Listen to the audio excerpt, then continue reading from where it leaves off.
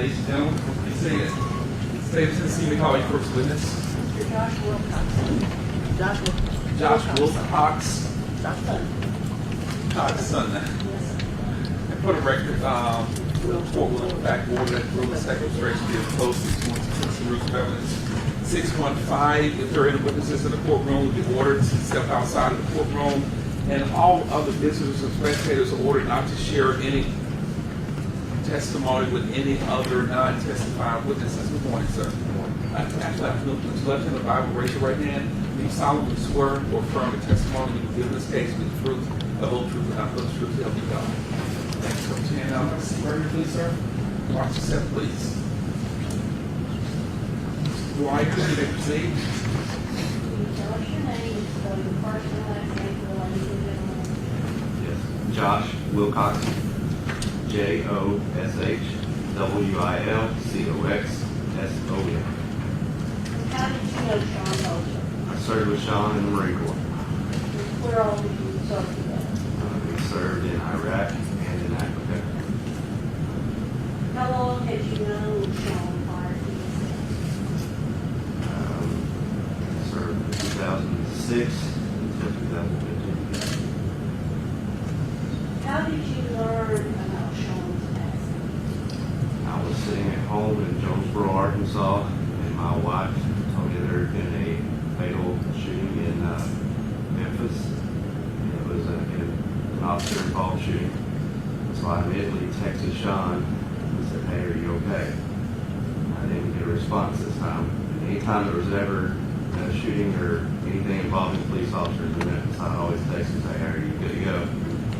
And I'd always get a response, "Hey man, it's not me, I'm good." I didn't get a response that night.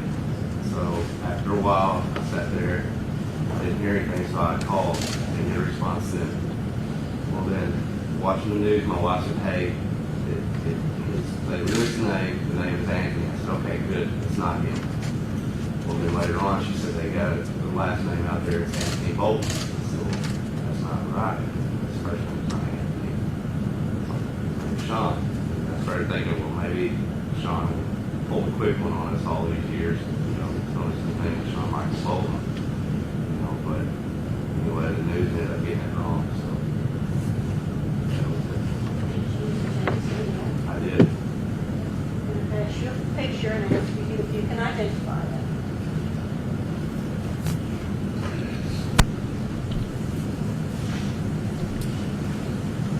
Is that accurately reflecting where Sean Bolton looked at earlier time? Maybe one goes first to this.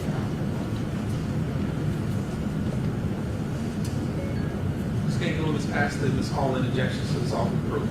No objection, Your Honor. Without objection, the court will admit exhibit number 1, photograph describing Mr. Wilcoxson. That's a photograph of Sean Bolton. Exhibit number 1. They published for the jury as Dwyer.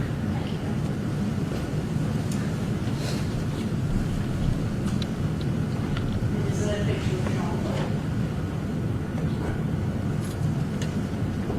There's actually one other picture. I asked you to look at it and tell me if you recognize this one.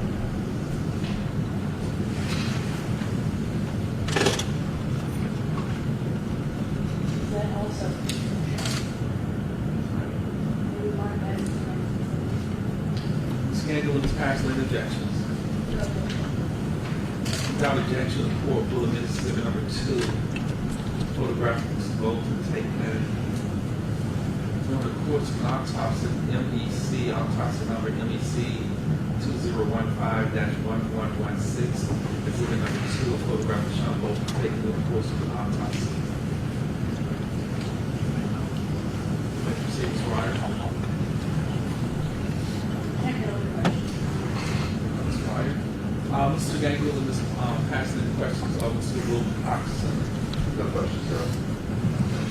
Mr. Wilcoxson, I want to thank you for your presence before we also want to convey to you and sympathy for the loss of your colleague, friend. You know, this is probably going to teach you for service on this case, sir. You cannot discuss your testimony with anyone. You are free to stay and watch the rest of the trial if you're able to do so. I would in fact prefer to do so. You may sit down and do this. Have a watch the session. Thank you, sir.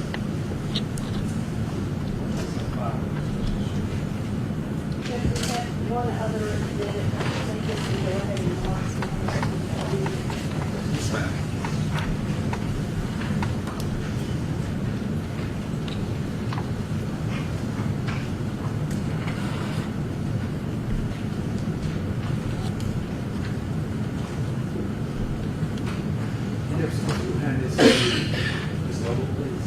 Have the Marquis at number 3, please.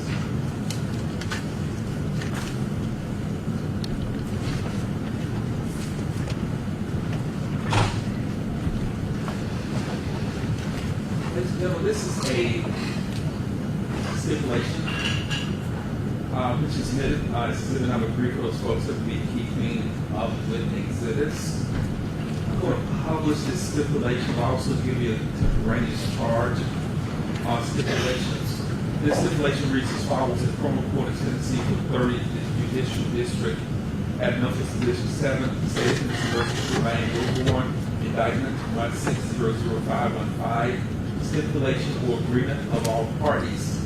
It is stipulated or agreed by all parties that on August 1st, 2015, the defendant Tremaine Wilbourn had previously been convicted of felonies involving the use or attempted use of violence. Tremaine Wilbourn was made aware of and acknowledged prior to August 1st, 2015, that given his previous convictions, it was a crime for him to own, possess, or handle a firearm. And ladies and gentlemen, the stipulation is signed by Mr. Wilbourn, signed also by Mr. Julie Gangoul and Mr. Warren Paisley for Mr. Wilbourn, and also signed by Reginald Henderson for the state of Tennessee. And I will give you this contemporaneous charge and put this in writing for you also, that a stipulation is an agreement. The parties have stipulated that certain matters of fact are true. They are bounded by this agreement. And in your consideration of the others, you are to treat these facts as proved. You are to treat the stipulated testimony as if any other witness had given it in open court. In other words, Mr. Gangoul has already entered a guilty plea on behalf of Mr. Wilbourn, agreeing that stipulated pled guilty to being a convicted felon in possession of a firearm. In order to prove that Mr. Wilbourn is in fact a convicted felon, the state could call several witnesses. They could call a clerk. They would have to call a fingerprint technician that would come to court and fingerprint Mr. Wilbourn, call another person from records of identification that would bring his fingerprints to court, and have a fingerprint expert compare those prints to tell you that Mr. Wilbourn is in fact the person who had been convicted of those crimes involving the use or attempted use of violence.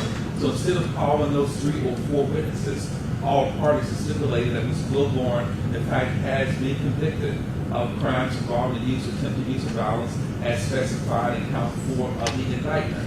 And you are to treat the stipulation as if it had been testified in court by other people, of parties stipulating that there's no need to call those other witnesses. Does everyone understand that? Yes. Ladies and gentlemen, it is about 12:19, 12:20. Your lunch should be here still if it's not here already. So this would be an appropriate time to take a lunch break.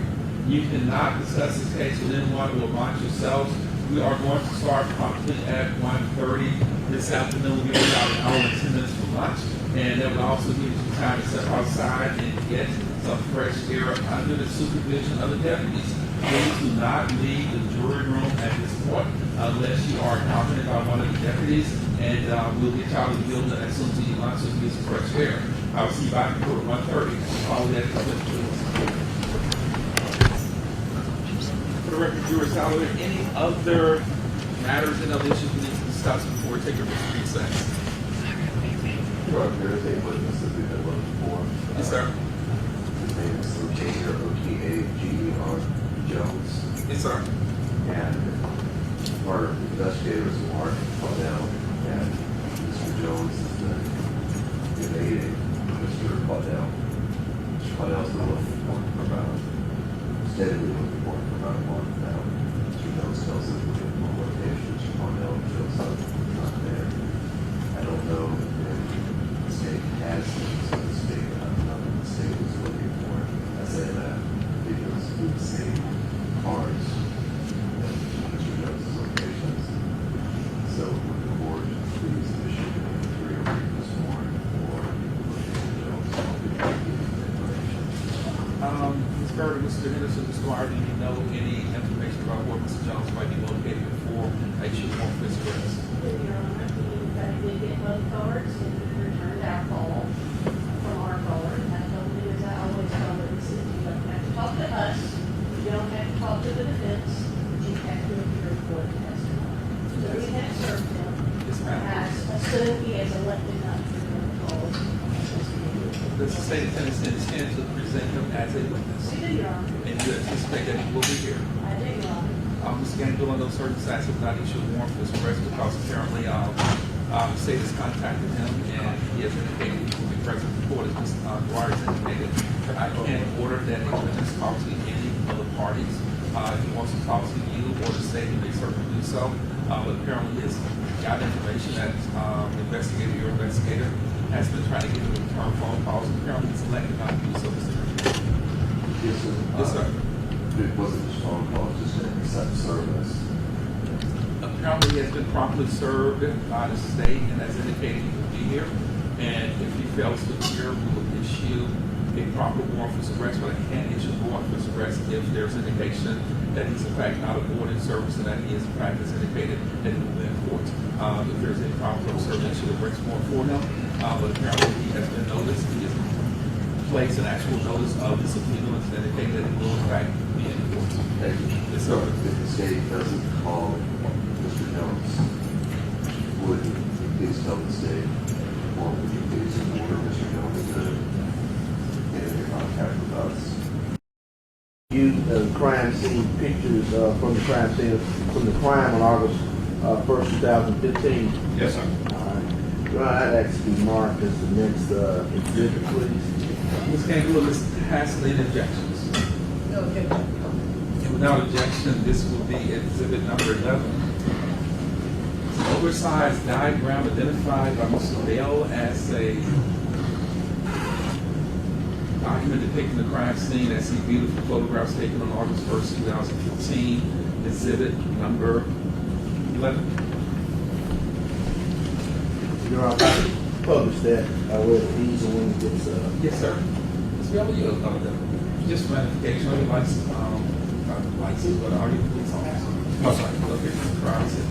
Yes. I just want to make sure I'm not shortchanging if you work back in the office. So, Mr. Henderson, may I proceed? you can get that laser pointer. The laser going right here for you. Green slash here, you press that, and laser comes out of the actual hand.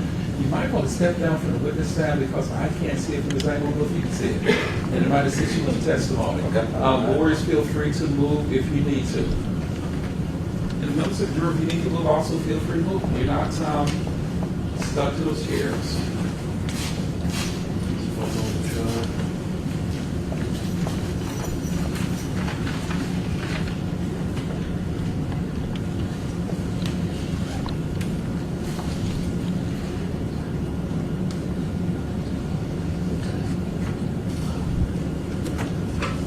All right. Could you just point out the crime scene for what was depicted in that scene? Right, based off this picture right here, I took a photograph of that crime scene, and with this 3D program that I've used, I just placed the cars based off the photograph that I've used. And in doing so, the middle car, that police car, Yes, sir. were you informed or found out later that car had been moved in the crime scene for an ambulance? Yes, I was. But your depiction is as it was on the crime scene photograph, is that correct? Correct. All right. That's all.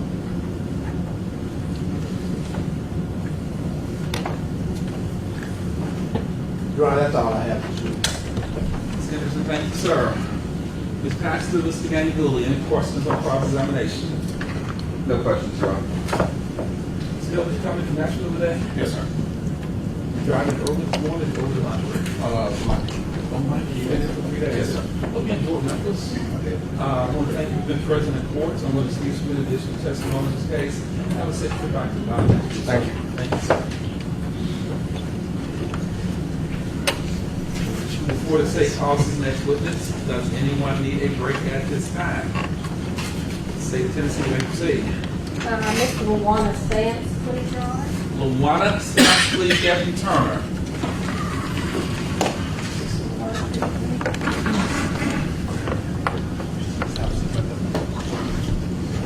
Stamps, if you can squeeze through this a little bit tight, come on up to the circle right here, Shelby County seal. And once you get there, place your left hand on the Bible, please, and raise your right hand.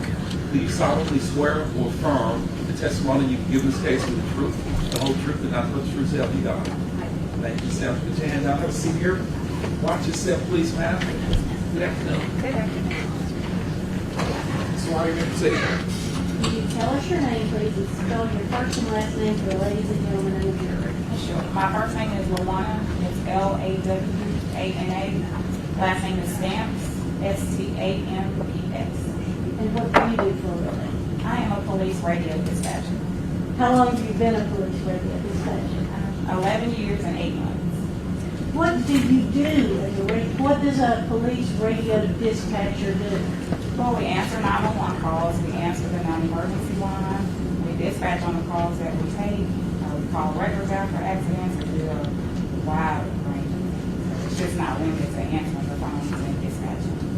So you said you dispatch on the calls you take. You don't yourself dispatch. You don't go anywhere, do you? No, I don't. When I say that, I mean the calls that we go in, they're routed out, the 10 precincts that we have, and there's a dispatcher assigned to each precinct, and that dispatcher would dispatch the calls once they're routed out to the precincts, So you tell the officers where to go, basically.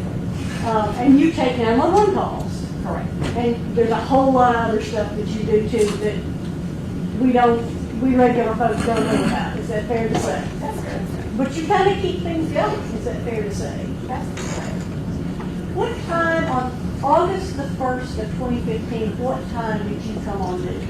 Well, I came in at 3:45 that afternoon, and my shift is 3:45 p.m. until 11:45 p.m., but that night I was drafted and mandatory to stay over to 3:45 a.m. And when you say drafted, is that because the police department was short on dispatchers? Correct.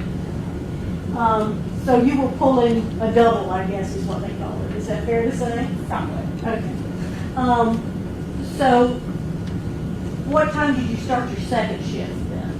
Well, actually, my draft was canceled after everything that happened, but I didn't get to the actual radio position of Mount Moriah until 9:15. You said the radio position of Mount Moriah. Are there different dispatchers for different parts of town? Correct. There's going to be 10 dispatchers positions, and we swap out, we rotate. You take calls and you switch over to the radio and vice versa.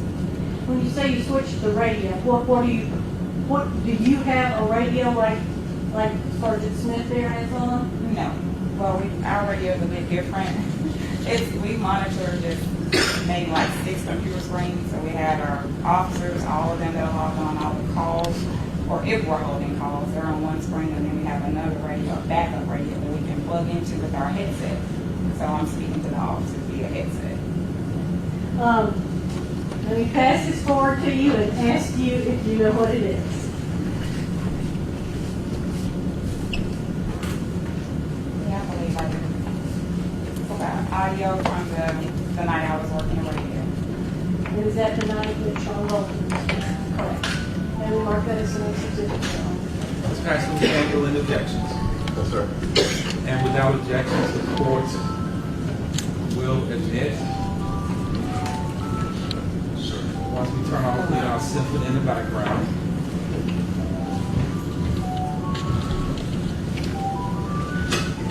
Ladies and gentlemen, let's go to the courtroom. Please make sure your cell phones, other communication devices on silent.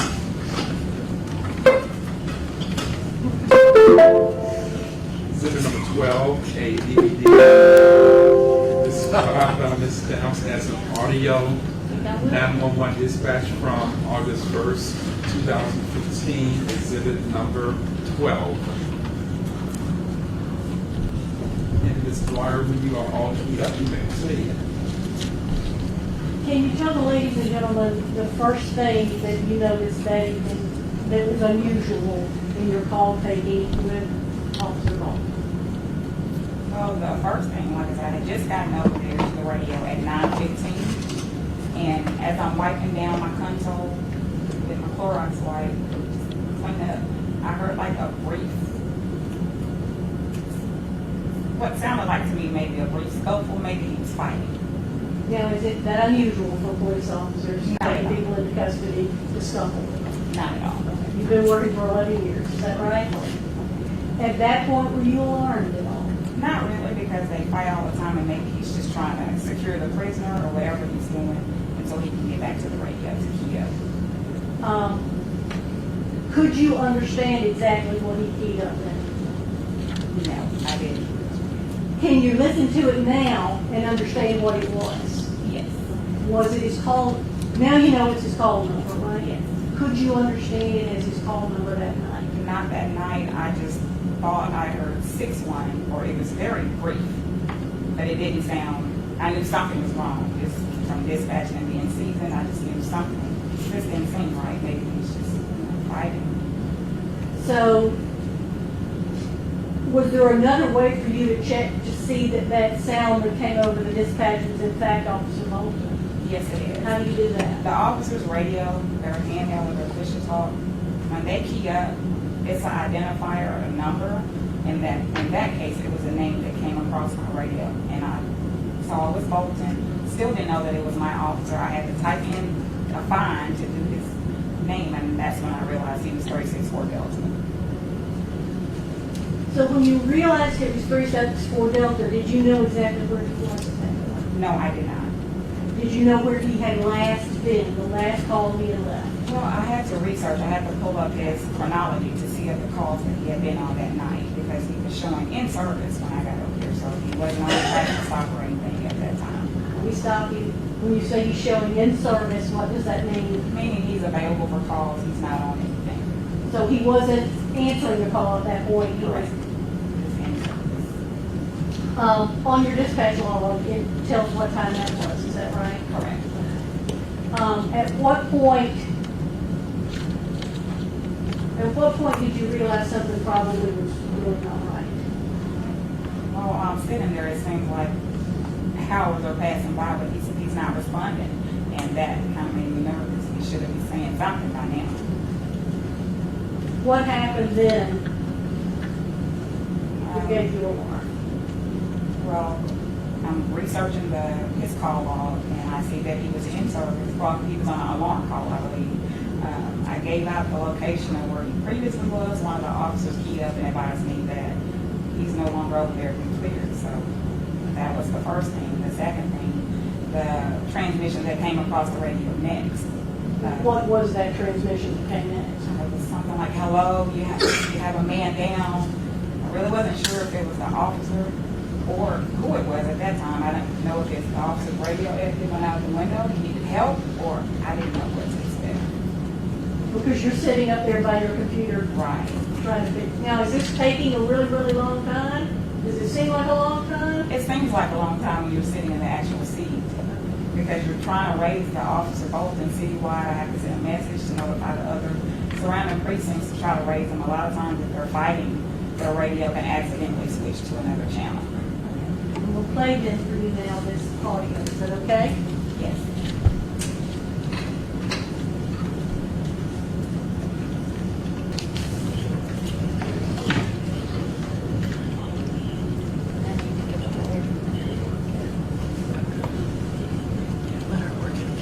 Can I play it? Okay, so here we go, maybe. Is that the initial call that you heard? Correct. Okay. Did you recognize it then as 6-4? No. Okay. Do you recognize it now as 6-4? Yes. Okay. And 364 was what? His card number. Okay. 364 Delta, were you trying to raise it? Who is that? That's myself. Last thing he was showing on was an alarm, 2871 Business Park Drive, but he cleared that at 9:04. And I think you testified earlier that you went back and went through the logs and you showed that you cleared Business Park Drive at 9:04. And that was about 10 minutes before all of this happened, is that correct?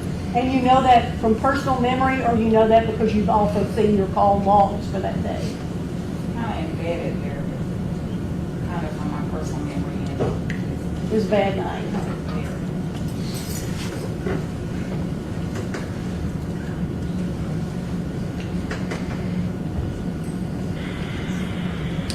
Last thing he was showing on was an alarm, 2871 Business Park Drive, but he cleared that at 9:04. So if you don't mind, I'll stand by while I try to continue to raise them out in the message citywide. 364 Delta Cars Officer Bolton, 364 Delta Cars Officer Bolton.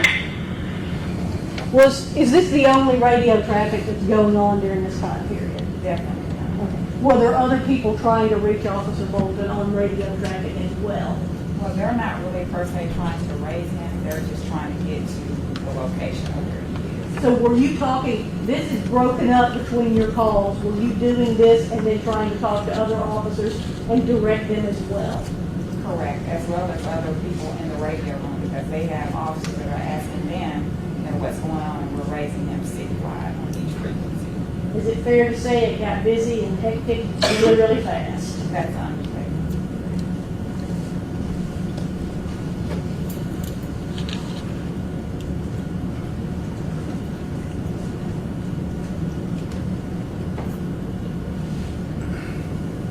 So you talked about somebody coming on the radio.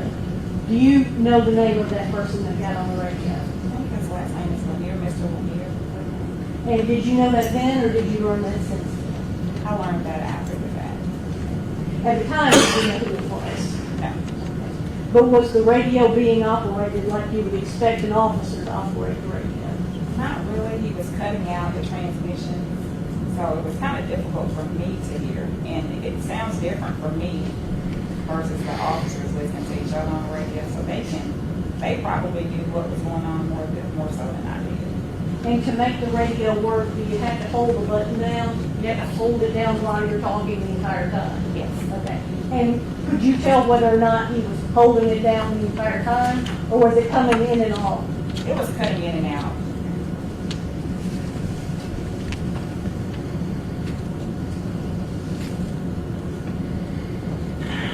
Hello? 364 Delta. Y'all got a man down. What, sir? Okay. 72 Summer Lane, man. Hurry up, he bleeds, man. Bad, man. No.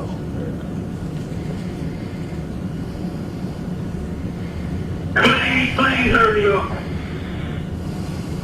4850. Summer Lane. 48 Summer Lane. He's shot. Officer is shot. Are these all calls that are coming in about that same time? Yes.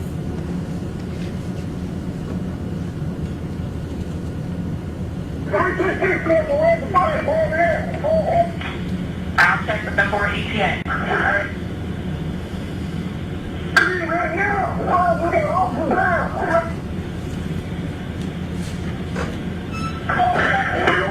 Notify the man that officer has been shot. Is that you as a dispatcher? Yes. Do you recognize the voices of the other two officers that are on there? Yes. The first officer is in, I believe that's injury. and the second officer that says notify the med of an officer is dead. That was Lieutenant One. Is it fair to say that night got worse for you on that call? Yes. Were these all the only dispatches going across that? Was this your only involvement, or was your involvement all the rest of the night? It went on for quite some time until he was transported from the scene, and eventually I was able to go home. But that's not the only transmissions that's going on at that time, because you have officers that are responding and they're trying to give information. They're getting information from people who are witnesses on the scene. So it's a lot. I may be talking to maybe 50 plus officers at one time. You were coordinating a boatload of information that night, is that correct? No further questions. Mr. Ganguli, Mr. Ashley, any questions on cross-examination? Yes, thank you, Judge. May proceed, Mr. Ganguli.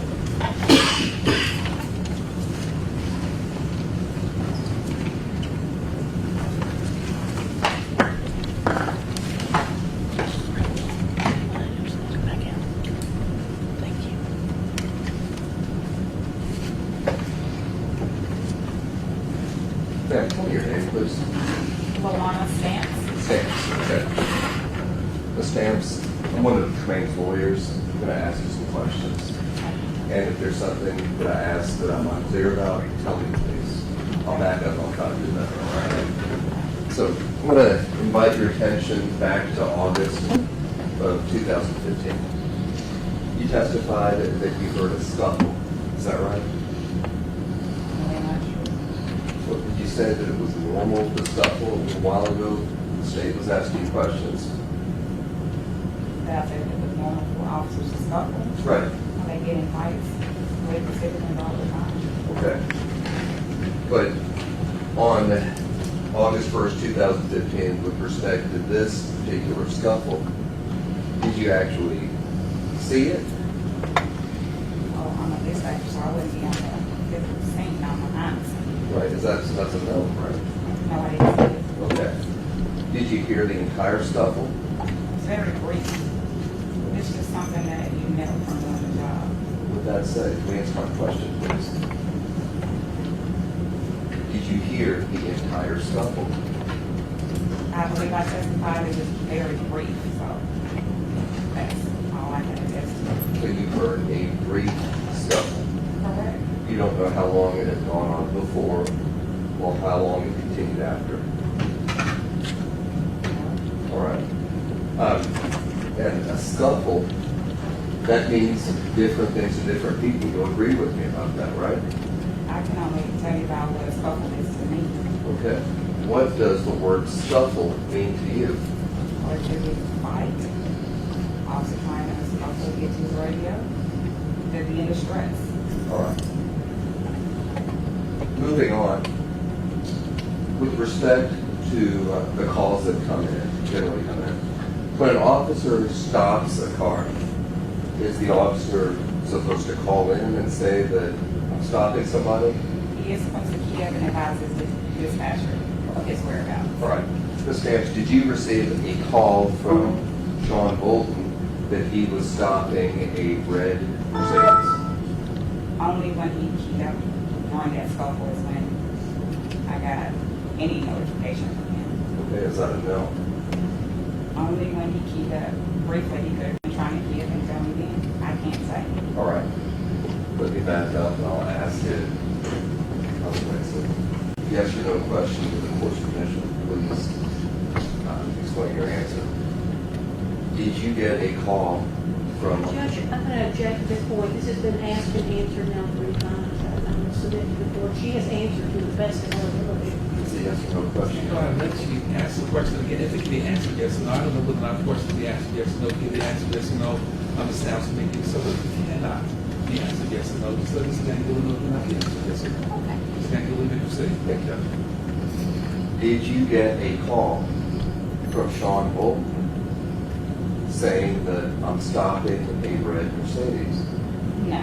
All right. Did you get a call from Sean Bolton saying that someone just fled from a car on Summerland? At that time, I didn't know if it was an officer or who Mr. Lanier was. He was injured at that time, so he wasn't able to say anything. That's a no.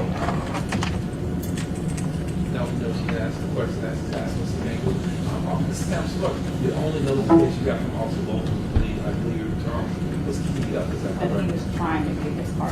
I can only assume he was trying to get his location and what was going So on. you got no other transmissions from Officer Bolton? Correct. Ms. Gangula, you may proceed. Thank you. And just to be clear, officers normally radio when they make a traffic stop. That is policy, they should. One moment, may I speak with Ms. Paisley and Ms. Sullivan? Yes, sir.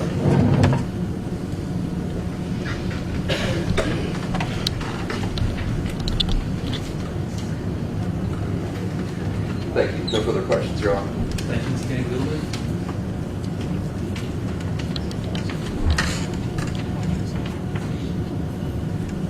Mr. Dwyer, any additional questions of Ms. Stamps?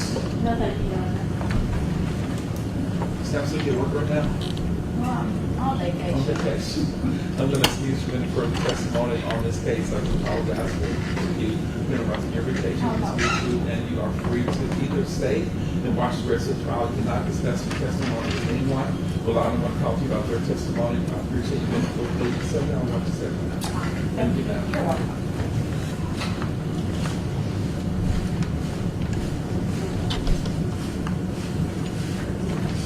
Ladies and gentlemen, I believe, maybe you might check the notes, but I think you've been standing there for about an hour and 15 minutes or so.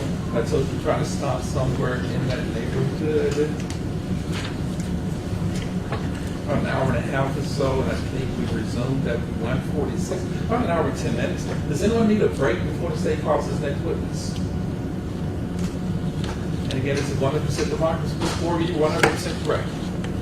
It needed to be defrosted.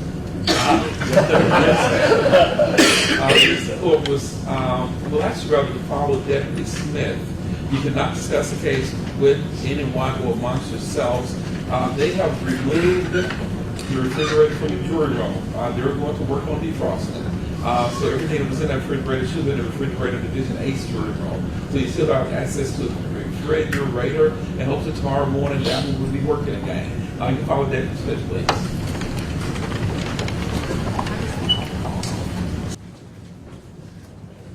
Ladies and gentlemen, everyone be seated. State first, you may call your next witness. Mr. W.D. Merritt, Your Honor. Oh, boy.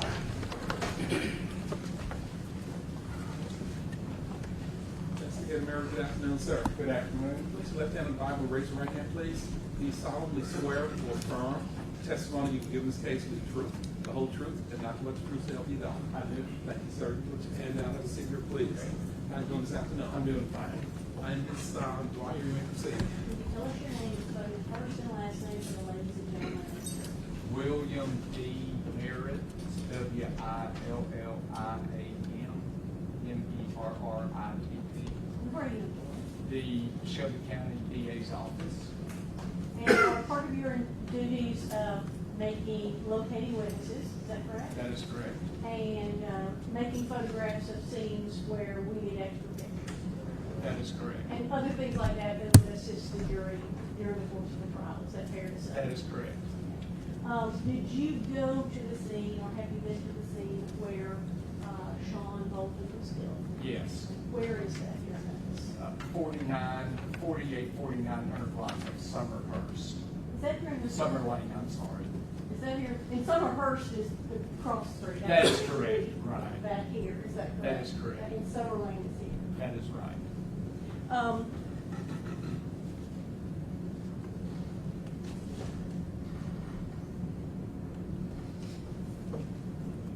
Did you make photographs of the homes in that area? Yes. And do you know where the witnesses that will be testifying lived at the time of this incident? Yes.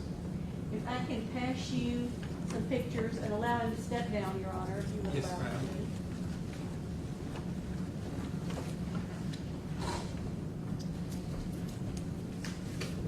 If I can pass you two thumbtacks and ask you, or however many you, I can give you the thumbtacks. Okay. Will you put on here where Miss Deborah Crutchfield lived at the time of this incident?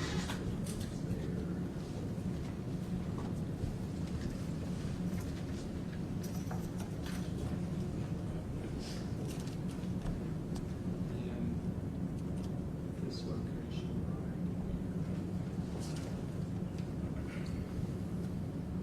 Now, is the driveway, here we have on, this is exhibit number 11. We have where Officer Bolton essentially was. Is That is that correct? Okay. This is Crutchfield's driveway. No, it is not. It would be a house that would be on this side of the street, which would be to the east. Miss Crutchfield, or to the west. Miss Crutchfield's driveway would be to the east of that driveway. Where- And if I can pass you another marker and ask you where Christopher Lanier and Marcus Wright were living at the time.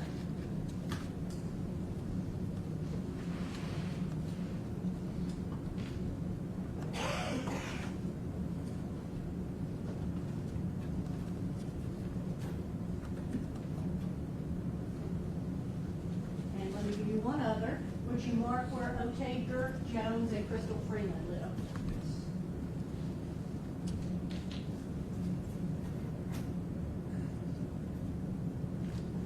Maybe resume the stand, Your Honor. Yes, ma'am.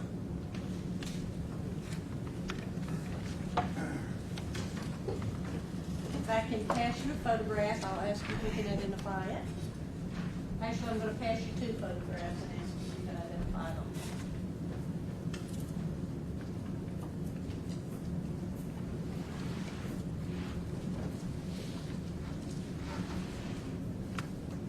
Do you recognize those photographs? Yes, I do. Okay. And what are those photographs of? These would be the driveway at 4871 Summer Lane. Okay. And is that right here where this trash can and mailbox are? That is correct. May we mark those as the next exhibit, Your Honor? Ms. Ganguli or Ms. Pasley, any objections? No objection, Your Honor. Without objection, the court will admit exhibit number 13. Photographs described by investigator Merritt as showing a location of 4871 Summer Lane, exhibit number 13.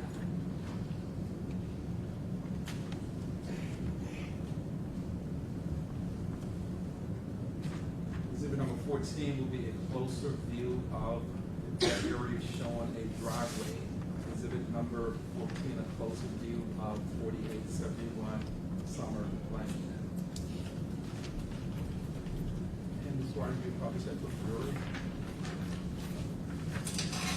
There should be laser line right there in front of me. That green sign should be on. Okay. But help you with the testimony. Ms. White, you may proceed.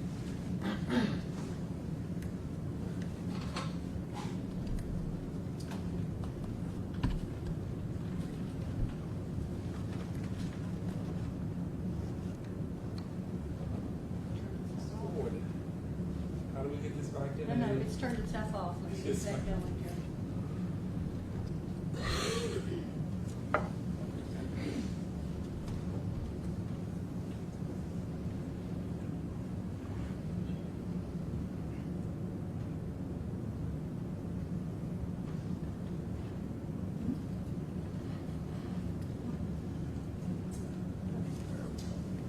All right, now, this street light in this exhibit, can you step down and show the ladies and gentlemen on this diagram where exactly that street light is? That, let's see, it appears to be in this area right. Are you sure it's not close to Miss Crutchfield's house? Okay, it is. Yes, it would be right in this area right here.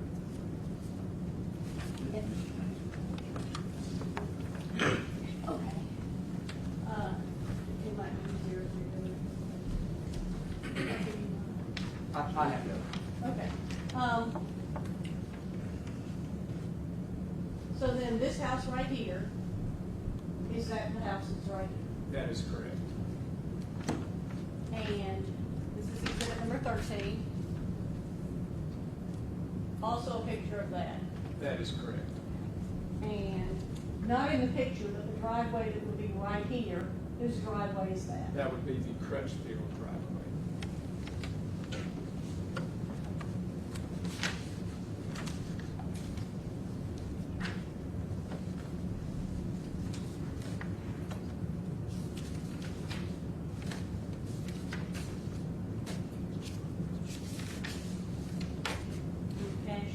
If you can resume the seat, stand for just a second.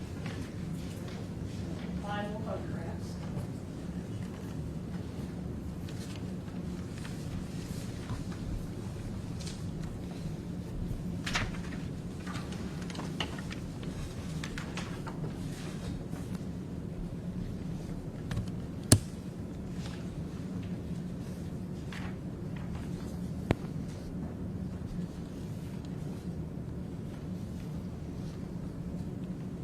Okay. Do you recognize those photographs? Yes, I do. And what are those photographs of? These would be the photographs of the home where Marquis Wright and David Christopher Lanier were living at the time. There is another photograph that shows the home where Ortega Jones and Crystal Freeman were living at the time.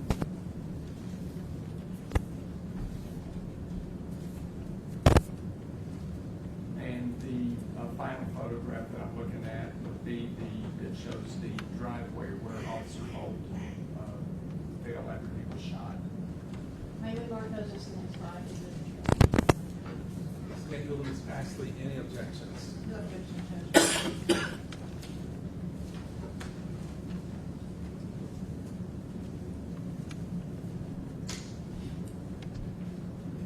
These are the first two photographs showing the homes. Was it Marquis Wright and Christopher Lanier? David Christopher. David Christopher Lanier and Marquis Wright. Okay, well, that would not, Those two. no, sir, no, sir. These are 4871 Summer Lane. Officer Holt. 4871 Summer Lane. That is correct. Where also those old photographs show. That is correct. Okay. And for the record, this will be exhibit number 15.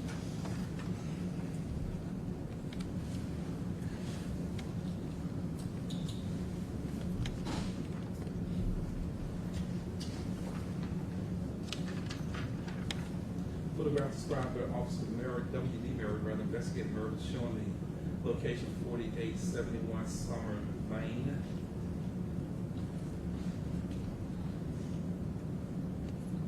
Location where Officer Bolton body fell, exhibit number 15. Exhibit 16, the photograph showing a closer view of the driveway located at that address, exhibit number 16.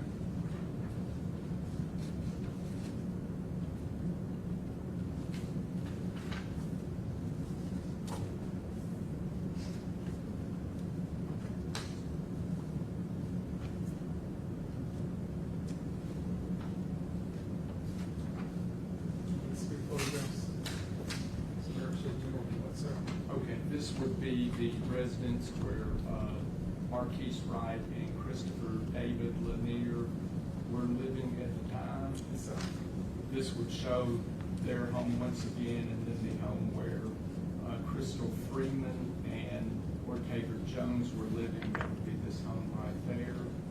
And this is just another photograph where Crystal Freeman and Ortega Jones were living, and where Mr. Lanier and Mr. Wright were living. What's the address generally at the location of Ms. Merrill? That would be 4866 Summer Lane and 4872 Summer Lane.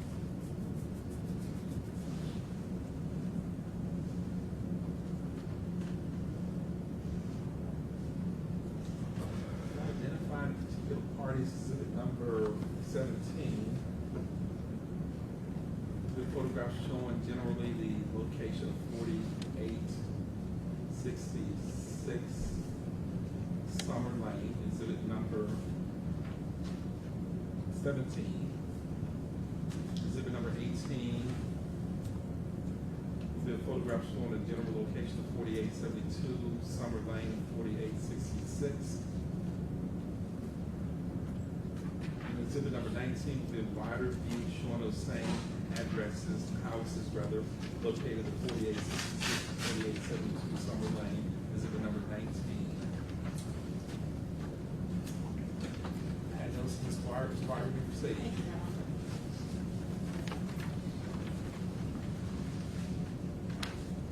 This is exhibit number 16.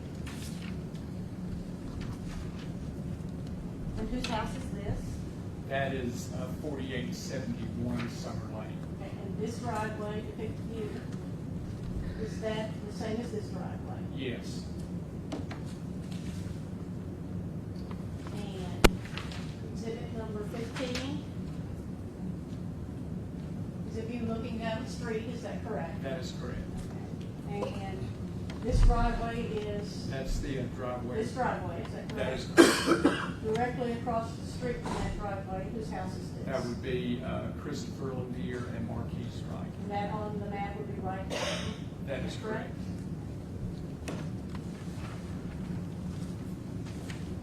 This is exhibit number 19. Same view looking down the street.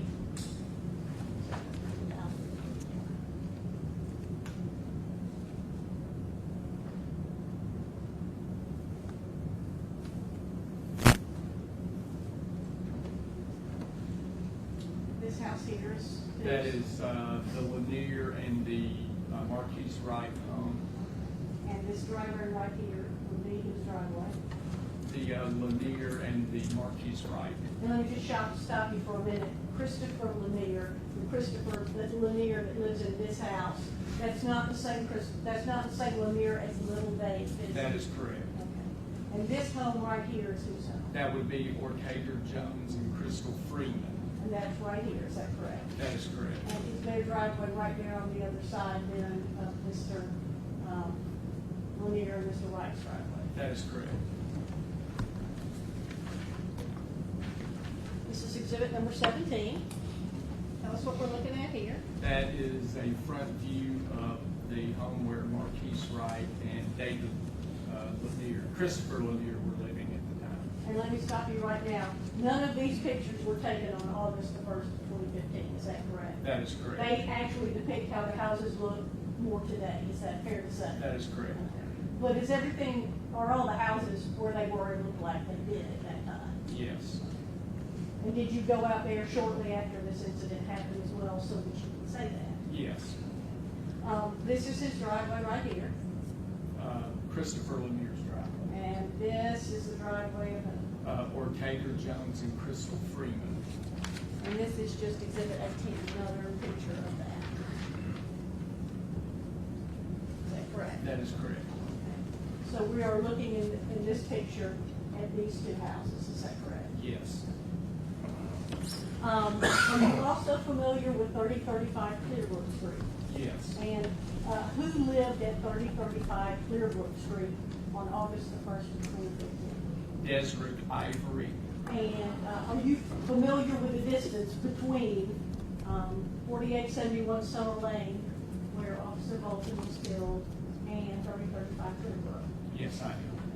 Ask you this and ask you if you can identify it.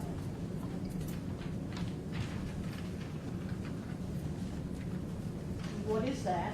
It is a Google map that I printed that shows the distance between those two addresses. And based on your going between those two addresses, is it an accurate depiction of the distance? Yes. And what is the distance between those two addresses if you're taking the streets? 0.6 of 1 mile.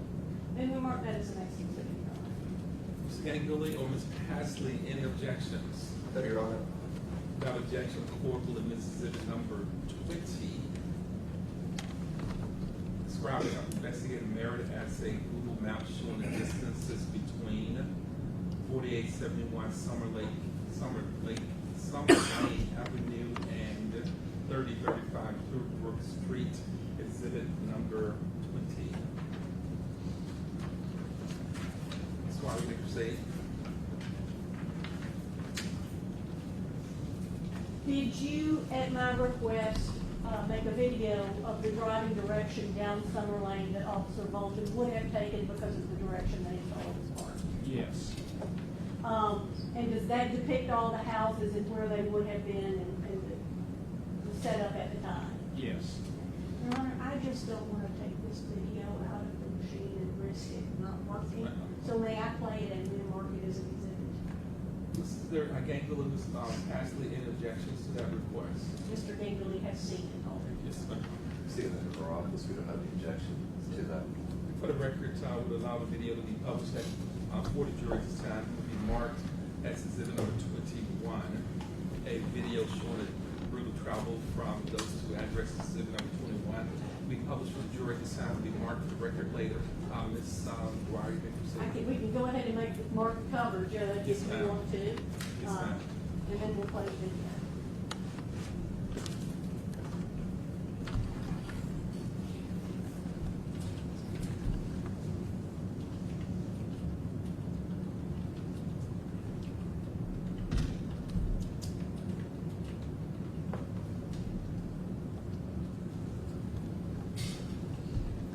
I'm going to stop and tell us where we are right now in the video. Okay, this road that we're looking at where the pointer is, that is Summerhurst.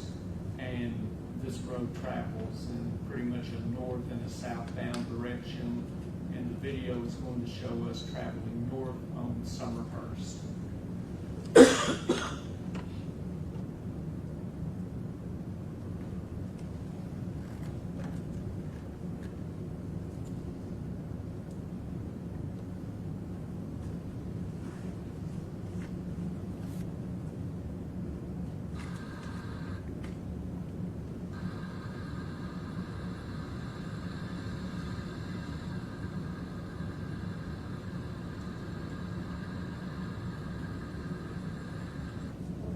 you now?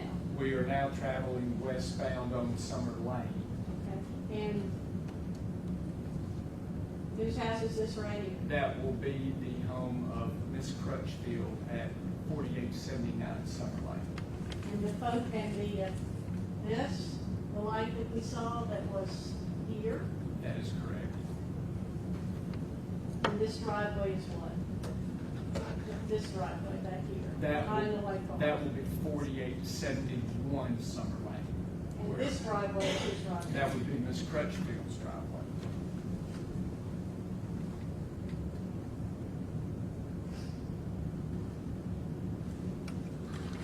Whose home is that? That is Miss Crutchfield's home.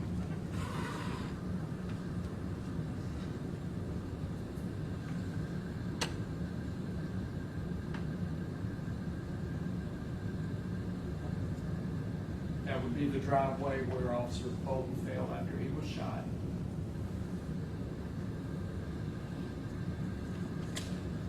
That would be the home of Christopher Lanier and Marquis Wright. And that is the home of Orcager Jones and Crystal Freed.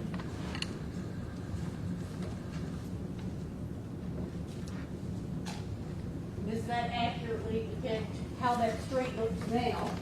Yes, Because the video was recently made, is that correct? that is Does correct. it also depict how the street looked back in 2015? Yes, it does.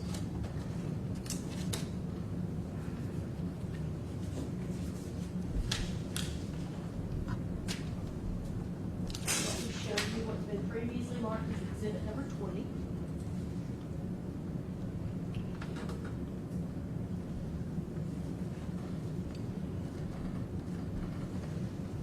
What are we looking at here? We are looking at the Google map that I printed that shows direction of travel from 4871 Summer Lane to 3035 Clearbrook.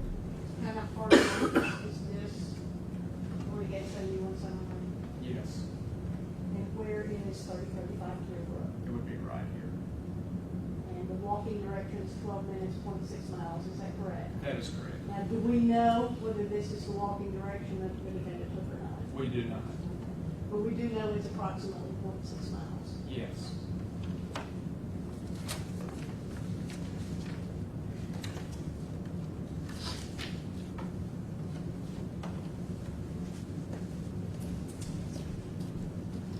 No further questions, Your Honor. For right now, we would reserve the right to recall Mr. Merritt later in the court. Yes, ma'am. Thank you, Mr. Wire. Ms. Ganguli or Ms. Ashley, any questions on cross-examination? Thank you, Judge. Certainly, Ms. Ganguli. Mr. Barrett, we've met before, is that right? That is correct. And just like before, if there's something that I asked and I'm unclear about, tell me, please. I'll back up and I'll try to do better. Yes, sir. Did I understand you correctly that you went to the Summer Lane address in 2015? That is correct. All right. To be specific, you went to the Summer Lane neighborhood in August of 2015. Is that right? Yes, sir. Contemporaneously to August 1st, 2015. Is that right? I did not go that evening, no, sir. All right. The next day or a couple of days after that, did you go? It was a few days after the fact. All right. When you went to the Summer Lane neighborhood, the Summer Lane address, a few days after August 1st, 2015, did you take photographs? At that point, no. Okay. Why not?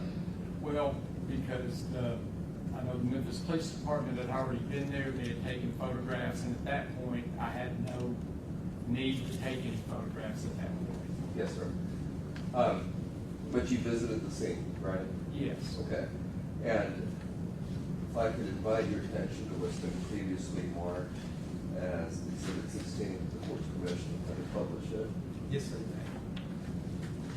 Could you tell me, please, what we're looking at? We're looking at the driveway. It would be this portion right here where Officer Bolton fell after, or where his body was found after the shooting. I believe this address is 4971 Summer Lane. Okay. And does 4971 Summer Lane look pretty much like it did back in August of 2015? To my recollection, yes, sir. All right. If I could invite your attention to what's been previously marked as exhibit number 15. Judge, can I have continuing permission to publish these to the jury? Yes, sir, you may. What are we looking at here, please? Okay, right here, we're looking westbound on Summer Lane. This would be 4871 Summer Lane. This would be the driveway that I just spoke about, where Officer Bolton was found after the shooting. Okay. Do you see Otager Jones's address, 4866 Summer Lane? You can, I believe it's this portion of the house right here, but the perspective of the photo makes it difficult to say if that is actually the house or not. It looks like a corner of it, but the perspective makes it somewhat difficult to determine. All right. From what's been marked into evidence is Otager Jones's address of 4866 Summer Lane. Photograph. Somewhere in what's been marked into evidence. It's one of these photos that we Exhibit number 17. looked at just a few 17. minutes ago. All right. I'll fast forward to what's been marked as exhibit number 17.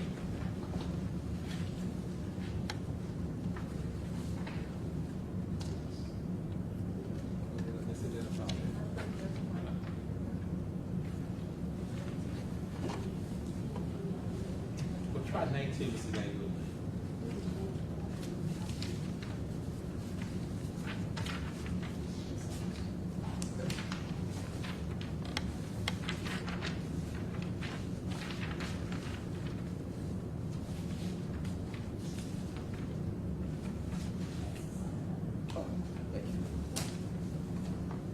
If I could invite your attention to what's been marked into evidence as exhibit number 19. Yes, sir.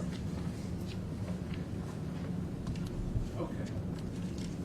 Do you have a pointer with you? Yes, sir, I do. All right, and could you please show us where 4866 Summer Lane is? Okay, that would be this address right here, the Ortega Jones residence. All right. Would you agree with me that there's no giant bushes that are blocking the view from 4866 Summer Lane to 4871 Summer Lane? Well, I see these shrubbery right here. I guess the size is a matter of opinion. I don't know if anything is behind this pickup truck or this vehicle here, but we do have these vehicles right here. All right.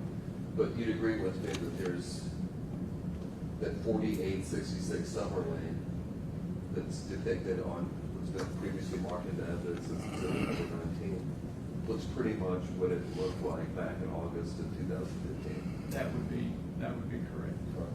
Your Honor, may I have one moment to speak with Ms. Casey and Ms. Hall? Yes, sir.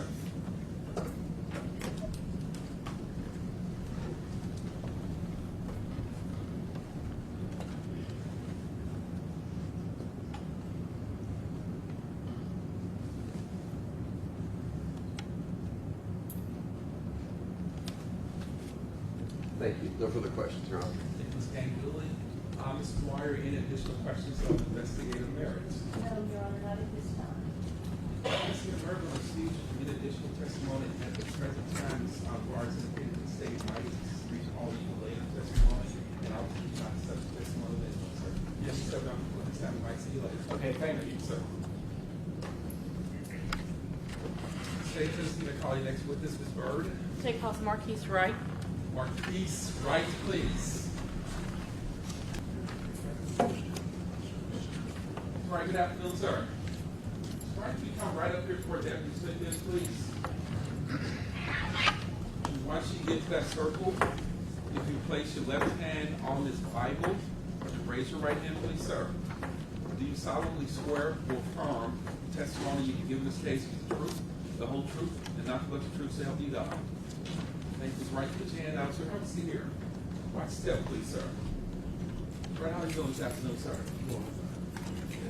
Right now, Ms. Bird, going to ask some questions of you. Make sure you keep your voice up loudly. You appear to be a little bit soft-spoken. Make sure you keep your voice up so I can hear you, sir. Yes. Thank you, sir. Ms. Bird, you may proceed. Can you state your first and your last name for the jury and spell vote for the court, please? Marquis Wright. can you spell your first and your last name for the court reporter? She's taking down what you're saying, and so if you'll keep your voice up and if you'll spell your first and your last name for her, okay? Marquis, M-A-R-Q-U-I-S, Wright, W-R-I-G-H-T. Mr. Wright, I want to draw your attention back to August the 1st of 2015. Where were you on that day? In my driveway, smoking a cigarette. Okay. And about what time did you go out to smoke a cigarette? About 9 something. Around 9 in the evening time or in the morning time? In the evening time. Back at that time, where were you living? 4872 Summer Lane. Okay. And did someone else live there with you at the time? Yes, my aunt and uncle. Okay. Who is your uncle? Christopher Lanier. And so you said that. What was the address again? 4872 Summer Lane, On Summer Lane. And is that in Memphis, Shelby County, Tennessee? Memphis, Tennessee. Memphis, Tennessee. Okay. So you're out smoking a cigarette. Did something unusual catch your attention? Yes, ma'am. Okay. And what was that? My little day car was parked out when I was coming outside. You said Little Dave. Who was Little Dave? Do you know his real name? Little day, Okay. And how did you know him? through my uncle, this is brother. Okay. That's your uncle's brother? Yes, ma'am. So Little Dave was, and they kind of have the same name, so I'm trying to keep it straight. Little Dave was Christopher Lanier, your uncle's brother. Is that right? Yes, ma'am. Okay. And so his car, you said, was parked out front, in front of The mailbox. the mailbox at your house, Yes, ma'am. or the house where you were staying with your uncle and aunt? Yes, ma'am. Okay. And what kind of car did he drive? Some type of Mercedes. Do you remember what color it was? Red or purple. And was he alone, or was there someone else with him in the car? Yes, ma'am. Somebody else. And you said his car was parked out there. Was he in the car too? Yes, ma'am. Was he the driver or the passenger in the car? To my little day, Little Dave, yes. he was the driver. Okay. So Little Dave and someone else, did you know who that person was at the time? No, ma'am. Okay, so Little Dave and there was someone else in the passenger seat of the car? Yes, ma'am. What happened as you were out there smoking a cigarette and they were in the car? The officer pulled up. That's when Lil Dave got out of the car and took off running. The officer walked towards the car, tried to pull the other suspect out, and then they tussling. Tremaine tried to push him off him, and that's when the shots happened. I'm going to unpack that a little bit, all right? You said that the police car pulled up. Where did the police car pull up? Right on the side of Lil Dave's car, but parked like on the other side of the street. So how was Little Dave parked in the street in front of the house? He was parked like in front of the mailbox, Okay. Which way was his car facing? the opposite way. Okay. When you say the opposite way, do you mean that he pulled over and parked and was facing kind of the wrong direction in the street? Yes, ma'am. Okay. And then the police car pulled up coming the other way, was it facing Little Dave's car? Yes, ma'am. Okay. Did something about the police car draw your attention to? When the lights came on, Okay. Was it the lights from the blue lights from the car, or was it some other kind of light? the blue lights were car. Do you recall if there was another light that came from the car? No, Okay, you don't recall. So when that car pulled up, Little Dave got out of the driver's side and ran. yes, ma'am. And then what happened after that? The officer walked towards the car, pulled Tremaine out. Okay.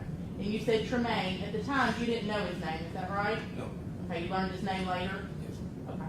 So he pulled the passenger out of the car? yes, ma'am. Okay. And did you hear the officer say anything? No, ma'am. Did you hear the passenger say anything? Yes, he was telling somebody to record him or something like that. Okay. And then what happened? That's when he tried to push the officer off him, then pull his gun out, started shooting. So the passenger, once the officer got him out of the car, you said, I think you said before that they tussled and the passenger tried to push the officer off of him, is that right? Yes, ma'am. Okay. And once he pushed the officer away, he started shooting? Yes, ma'am. What happened to the officer after the passenger started shooting? He fell, that's when I ran to the house and got my uncle. Did you see what happened with the passenger at that time? Yes, he ran to the officer.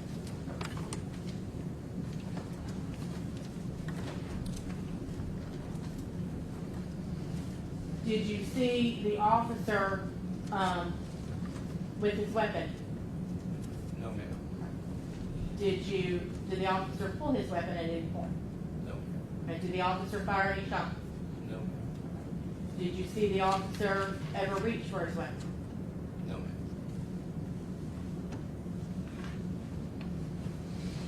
In addition to the light that you saw from the police car, do you remember whether when little Dave ran, he left the door open or he closed the door to the Mercedes?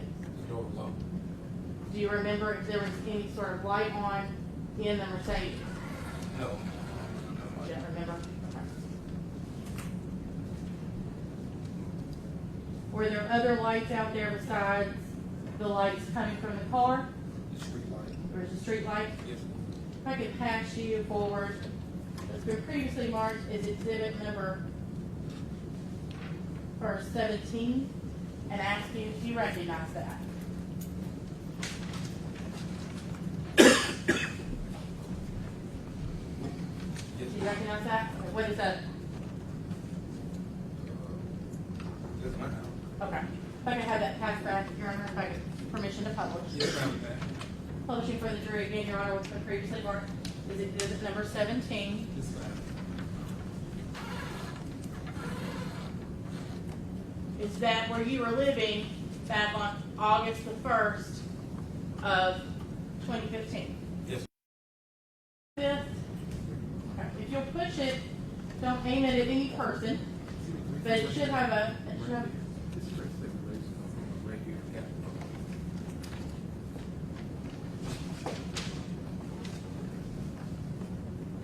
okay. Where were you smoking the cigarette when you saw the red Mercedes? Right here where the car is. Okay. And where was the red Mercedes at? Or right here. Okay. And again, I could show you. Let me stop you for 1 second before I forget. Mr. Wright, you said something earlier in the jury, one of the jurors indicated they could not hear what he said. So I'm gonna repeat or ask this question again, and if you keep your voice up a little bit, because all these folks sitting here and the lawyers and court reporter has to hear everything that's said in court. And the question is asked, what did you hear the passenger say when he was pulled out of the car by the police officer? You indicated you heard him say something, the juror said they could not hear what you said. Oh, he tried to tell somebody to record him. To record him. Yes. You may proceed, Mr. Gerber. If I could publish for the jury, Your Honor, as previously marked as exhibit number 18. Yes, ma'am. Mr. Wright, do you recognize that photograph? Yes, ma'am. Is that the same house that you identified as showing a more portion of the street? Yes, ma'am. Okay. Which way was the red car, the red Mercedes parked? You indicated it was parked the wrong way. What do you mean by that? Which way was it facing? It was facing like toward this way. Okay.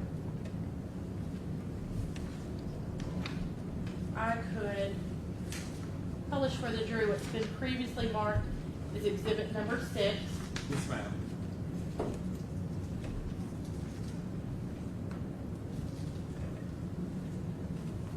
Do you recognize what's in that photograph? Yes, ma'am. does that look like the scene did the night when the shooting happened? Yes, ma'am. And can you point out for the jury that red car that you mentioned in your testimony that little Dave was driving? And does it look like in that photograph that the lights of that car are on?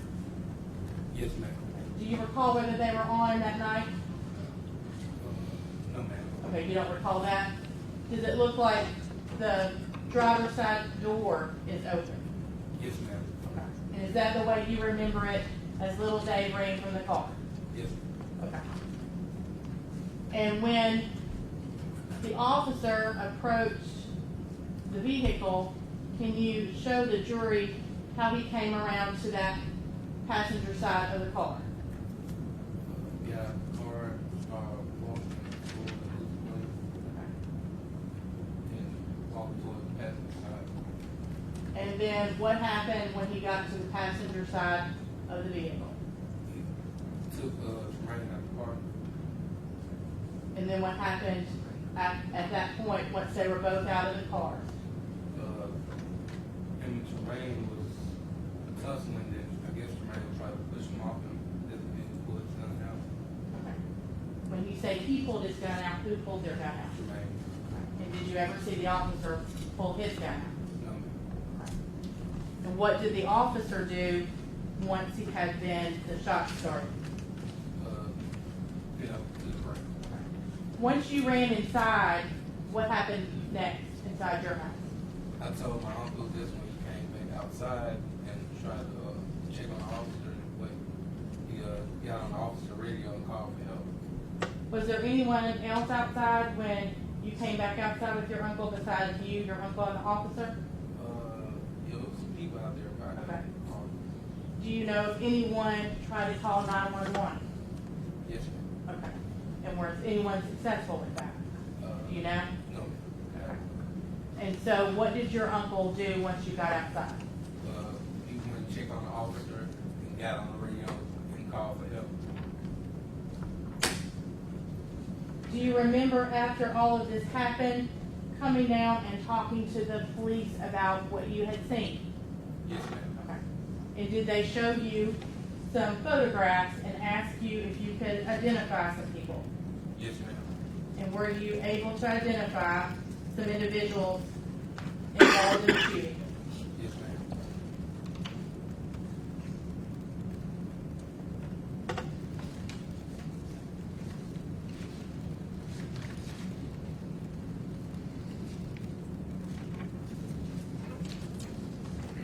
And pass you 2 documents and ask you if you recognize those, Mr. Wright.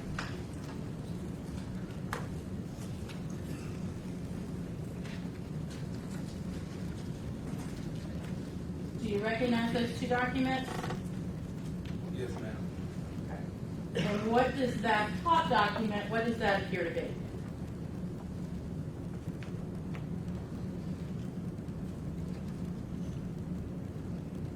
Now, did the police read that document to you when you came down? Yes, ma'am. Does that document contain your signature? Yes, ma'am. And did they give you some instructions about how you were to view the photographs you were going to look at? Not that I remember. Okay. Do you remember being shown that piece of paper and that piece of paper being read to you? Yes, ma'am. Okay. Does that indicate that it's an advice to write while viewing a photograph display? Yes, ma'am. Okay. And you signed that after they read that to you? Yes, ma'am. Okay. And then did they show you some photographs? Yes, ma'am. If I could ask you to look at that next document and tell me if you recognize that. Yes, ma'am. What does that appear to be? Photograph of the day. Okay. And how many photographs are on that page? 6. Okay. And did you do something, did you circle one of those photographs? Yes, ma'am. Okay. And who's the individual that you circled? The day. Okay. And little Dave, is that the person that you talked about being the the driver who got out of that car that red Mercedes that night? Yes, ma'am. Right. Is that the same person who is your uncle Christopher Lanier's brother? Yes, ma'am. Okay. And the same person who ran from the car before the shooting started? Yes, ma'am. Did you write something on that piece of paper? Yes, ma'am. Okay. We can have that marked as the next collected exhibit, Your Honor. Ms. Ganguli or Ms. Exhibit Patterson? number any 22. objection? Yes, sir. Without objection, the court will admit as exhibit number 22. This is an advice, ADVICE, to witness film photographic display identified by Mr. Wright as a document that he signed and dated August 2nd, 2015, exhibit number 22. Exhibit number 23, so the record will be clear, is a Memphis Police Department lineup, A as in apple, identified Mr. Wright as the photographic lineup that he saw and signed on August 2nd, 2015, in which he identified a person that he knew as Little Dave running when the police arrived. Exhibit number 23. Get those, Ms. Bird, for me to display, please. Yes, sir. Permission to publish, Your Honor. Bird, you may publish those for the jury. Publishing first, Your Honor, for the record, what's been previously marked as exhibit number 22. It's a little bit difficult to see there. I'm going to scroll down to the top of the page. Are those the instructions that you were given by the officers Yes, before ma'am. you looked at the photos, Brad? Yes, ma'am. Okay. And is that your signature at the bottom? Yes, ma'am. Publishing, Your Honor, what's been previously marked as exhibit number 23. Yes, ma'am. Did you circle that photograph? Yes, ma'am. Okay. And you, again, who is that for the jury? Little Dave. And did you write something at the bottom there? Yes, ma'am. Okay, and what did you write? Little Dave took our run with the police car. Is that your signature at the bottom? Yes, ma'am. Were you also shown another set of photographs that night Yes, ma'am. by the police? Yes, ma'am. If I could pass forward document Yes, ma'am. and ask you if you recognize that.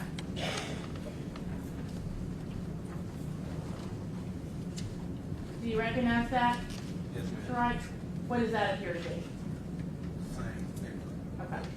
Is that the same paperwork and instructions you went over in the previous photo spread, but before you viewed the next photo spread? Yes, ma'am. Okay. And did you go over that with the police, and is that your signature at the bottom? Yes, If I could have that marked as the next numbered exhibit, Your Honor, exhibit number 24. Mr. Gangula, Ms. Hall, I'm sorry, Ms. Pasley, the objection. Yes, sir. And without objection, this will be exhibit number 24, advice to witness film photographic display, identify Mr. Wright's another document that he signed on August 2nd, 2015, exhibit 24. Ms. Bird, you may proceed.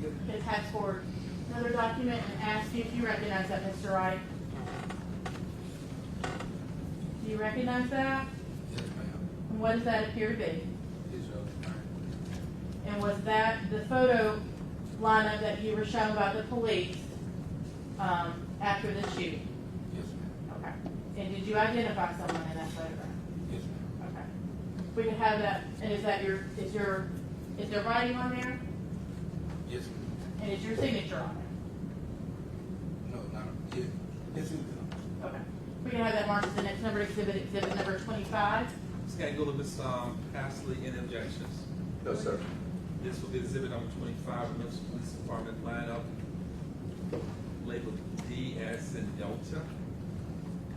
Document identified Mr. Wright as a form that he viewed and signed on August 2nd, 2015, exhibit number 25. Ms. Bird, you may proceed. Permission to publish, Your Honor. Yes, ma'am, you may. Publishing for the jury what's been previously marked as exhibit number 24.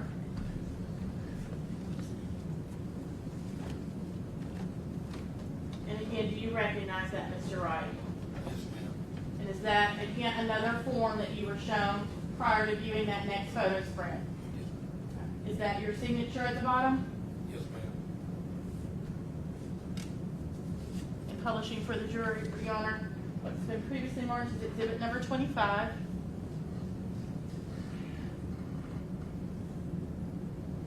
Do you recognize that? Yes, ma'am. And who is that individual? Did you circle an individual on this photo spread? Yes, And did you write something on this photo spread? yes, And what did you write in relationship to that individual that you circled? that, you want me to write that? Yes. That's the dude that shot the police officer. Okay, and does your signature appear here at the bottom? Yes, ma'am.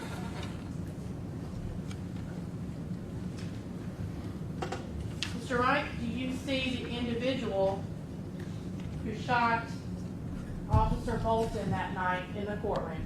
Yes, ma'am. Can you point him out and describe for the jury something that he's wearing? Black sweater. Okay. Can you point him out for the court, please? Your Honor, we would ask that the record reflect that he's identified the defendant Tremaine Wilbourn. The record will reflect Ms. Marquis Wright has pointed to, has described, and has identified Mr. Tremaine Wilbourn. You may proceed, Ms. Bird. Pass the witness, Your Honor. Thank you, Ms. Bird. Mr. Gango, you may proceed to cross-examination. Thank you, Judge. Mr. Wright, I'm one of Tremaine's lawyers. I'm going to ask you some questions. And if there's something that I ask that I'm unclear about, please tell me. I'll back up and we'll try to do better. All right? You got an answer out loud? Yes, sir. Okay.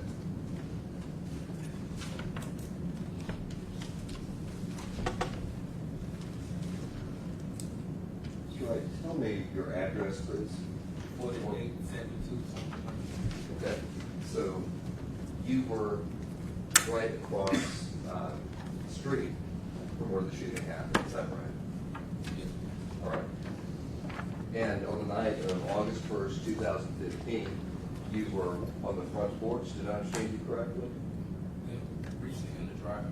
Yeah, by the front porch. I'm sorry? In the driveway by the front porch. In the driveway by the front porch? Yes. Okay.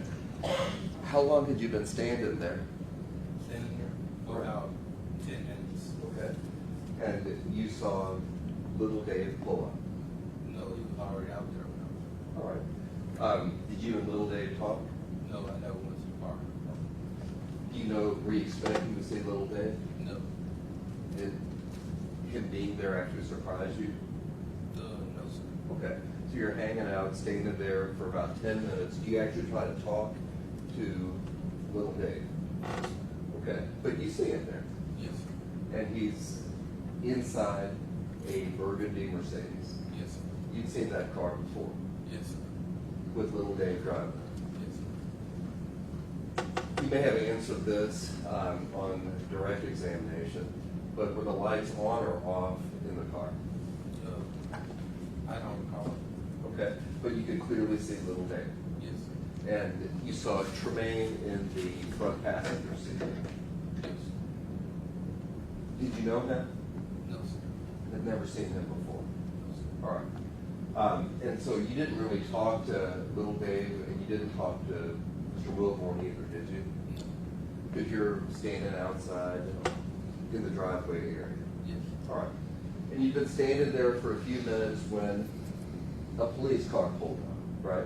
Yes, sir. Okay. The police car that pulled up didn't have its blue lights on, did it? If you had one. Well, you testified before at a prior proceeding, right?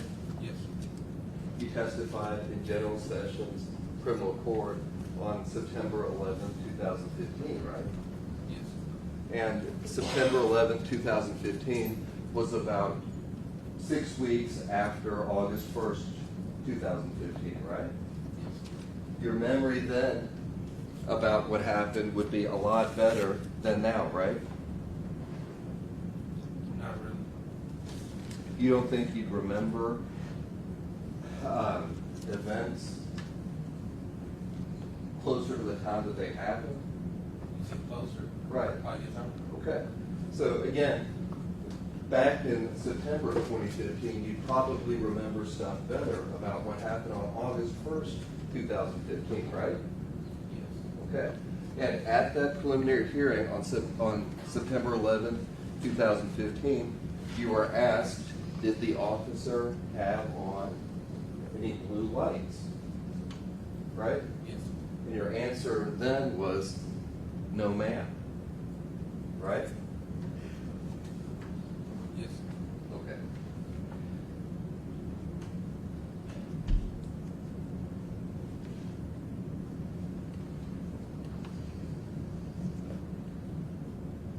So, back in September of 2015, you told a judge that the officer did not have his blue lights on, right? I don't remember. Which I'm gonna object to the form of the question. Well, it's the same objections to form the question. If there's a preliminary hearing, ladies and gentlemen, judges don't ask questions, just as I don't ask questions.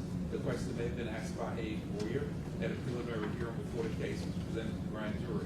So it's the same objections to form the question because I'm sure the judge should not ask a question on this witness. Ms. Campbell, you may proceed. Back in September of 2015, you told a court, after getting questioned by the defense lawyer, that the officer didn't have his blue lights on, right? And his answer was he didn't remember. Okay. Yes, sir. May I refresh your recollection? Yes, sir, you may.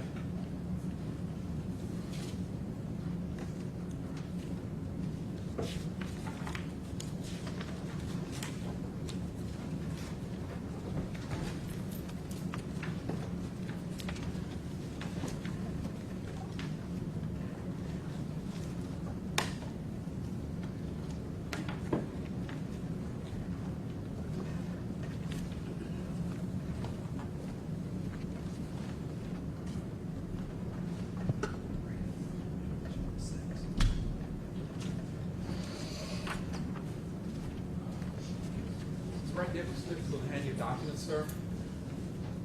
Ms. Campbell, what particular page or what portion of the page? All right. Mr. Wright. You may approach it and show him exactly what you're looking at, Ms. Campbell. Okay. Mr. Wright, if I could invite your attention to page 6. And it's towards the middle of the page. The question, did the officer have on any blue lights? If you read that to yourself, Mr. Wright, Ms. Campbell was actually to take a look at that. It's apparently purports to be some document of a hearing at another court at another time. Just look at it and see whether or not it helps you to remember what you might have said back in September of 2015. Don't read it aloud, sir.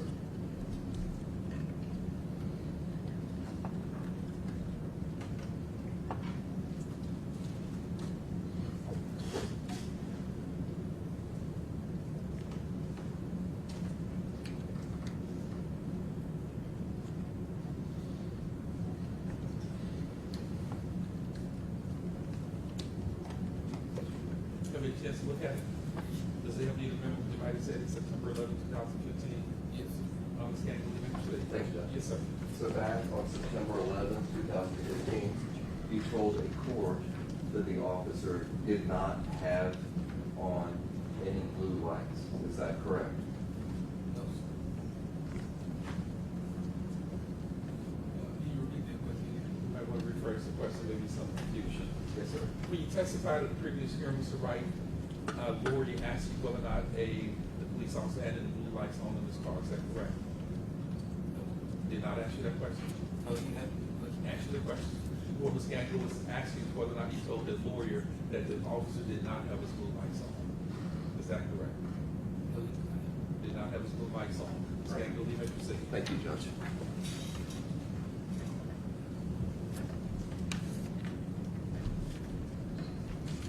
So you're standing on the driveway and the officer pulls up, right?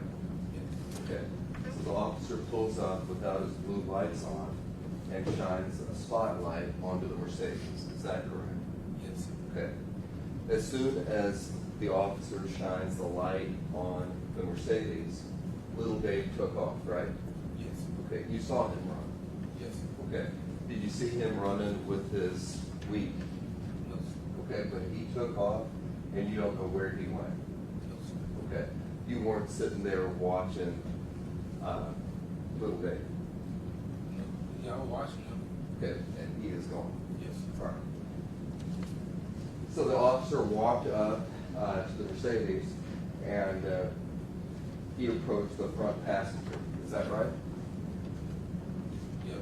Okay.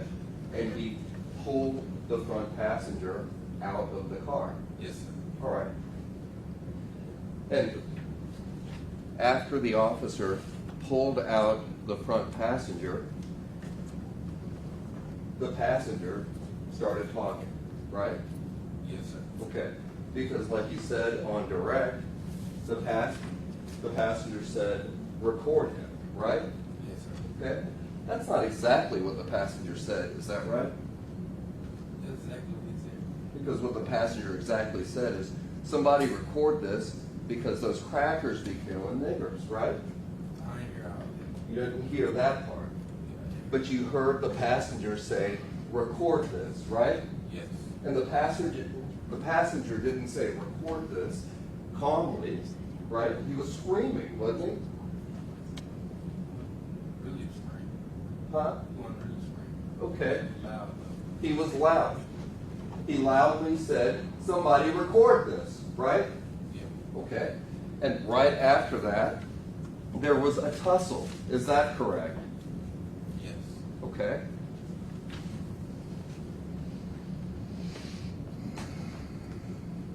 And then the guy that was tussling with the officer shot. Is that right? Repeat that again. Okay, well, I'll back up. You said you testified about a tussle between the front passenger and the officer. Is that right? Yes, sir. Okay? And by tussle, I mean there was a fight between the front passenger and the officer, right? By my tussle, I mean trying to push him off. That's what I Okay. And so there was a tussle after the passenger said, recording. Yes. Okay. And that's when the shots were fired, right? Yes, sir.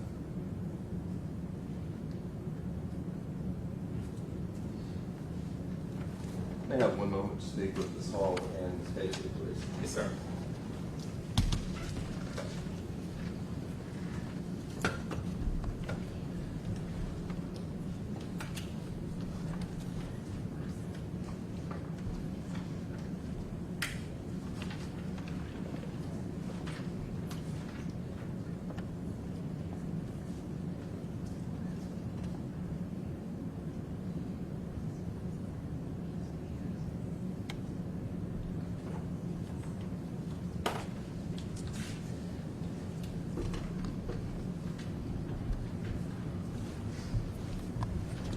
Mr. Wright, I want to invite your attention to the court's permission Yes, sir. to what's been previously marked as exhibit number 6.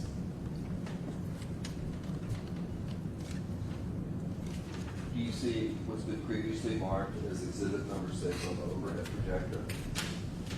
All right. With the pointer, where is your house? Right here, right. Right here. All right. Do you see the burgundy Mercedes? Yes. Could you point that out, please? All right. So you're looking into the driver's side See the driver's side. of the Mercedes. Yes. Okay. So were the windows down? I don't recall.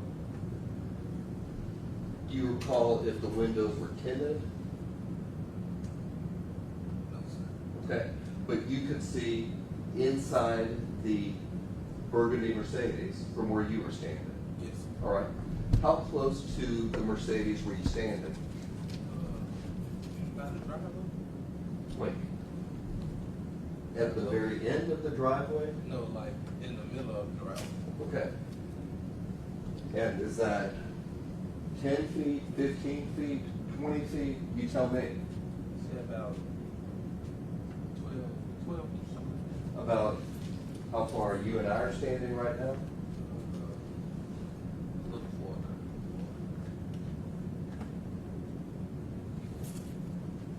You're right there. Right there. So you're standing in the driveway looking into the driver's side of the Mercedes. And going back to what's been marked as exhibit number 6, do you see where the police car is parked in front of the Mercedes? Yes. Okay. Now, the police car wasn't in that position when the officer got out, right? So you're telling this court that the police car depicted in what's been previously marked as exhibit number 6 wasn't moved? No, Can you a little louder, please? What was asking? See how those cars are in that picture, exhibit number 6 right now? yeah. What Ms. Gangle was asking you when you saw the police pull up, and you saw little Dave run, and you saw the police, and your words tussling with the defendant, was that car in that same position as is shown in the picture, or has the car been moved? Oh, Same position. Ms. Gangle, you may proceed. All right. Was the Mercedes moved or? no. So in your opinion, from where you were standing, the police car was parked exactly where it is in exhibit number 6? Yes. All right. One moment, please, Your Honor. Yes, sir.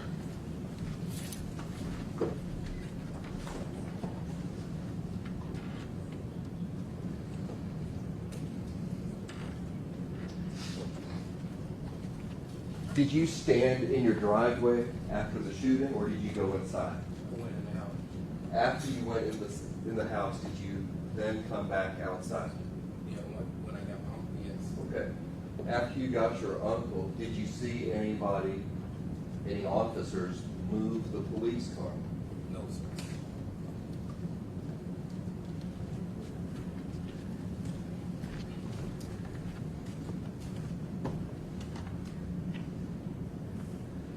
So you weren't aware that the police department had to move the police car in order for the ambulance to arrive? Yeah. No, sir, I probably looked at the back of the police car. Did you see an ambulance that night? Yes, sir. But you didn't see the police car get moved so the ambulance could arrive? No, sir, I didn't see all that. Thank you. No further questions. Mr. Wright, I have a question from the jury. I think you already answered this, but the jury wants clarification, not what somebody may have told you, but what did you hear Mr. Wilbourn say? Record me. Yes. Is that what you heard him say? Pull your phone out and record. Is that all that you heard him say? Pull your phone out and record me. Yeah, that's all I heard. Yes, sir. Any additional questions from the state? No, Your Honor. So I want to thank you for being present in court. I'm going to excuse you for any additional testimony on this case, Mr. Wright. Mr. Wright, you're free to stay and watch the rest of the trial if you want to. Are you ready? You're free to go home. I understand you're ready to get out of here. Now, you do not discuss your testimony, not talking about what you said in court, but let anybody talk about what they might say in court. You step down and focus on watch yourself, sir. Thank you, sir. Counsel, approach, please.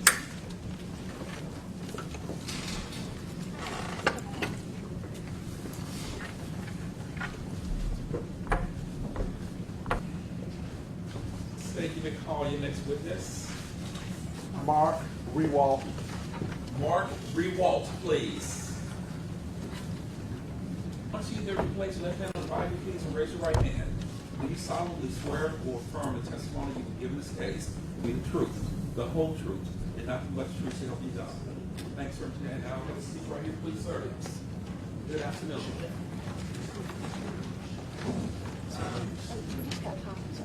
Okay. Mr. Henderson, you may proceed. Thank you, Judge. We state your name and spell it, please. Mark Rewalt, last name R-E-W-A-L-T. And, Mr. Rewalt, are you a retired Memphis police officer? Retired 4 years ago, and I'm now a reserve police officer. All right. And, back in August of 2015, were you also a reserve officer? Yes, sir, I was. All right. And at that time, did you become aware of an officer being killed, an Officer Sean Bolton? I was. Now, one of your, I guess I should say, skills is that you can fly a helicopter. Is that correct? That's correct. And in doing so, have you often been asked to take aerial photographs? I have. And in the case of the area location where Officer Sean Bolton was killed, were you asked to take aerial photographs there? I was. All right. I'm going to pass you some photographs, and I think there's a lady appointed judge will tell you how to get operates up there.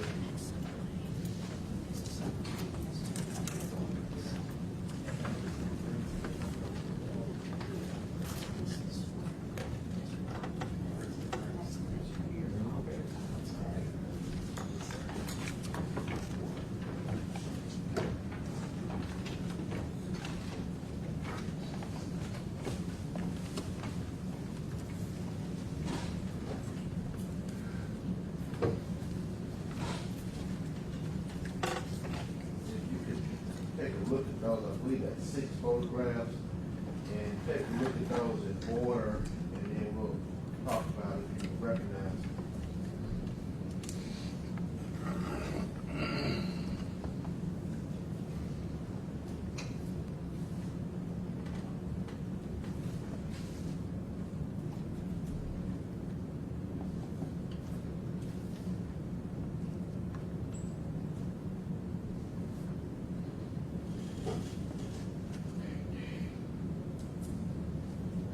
Yeah, these are my photos.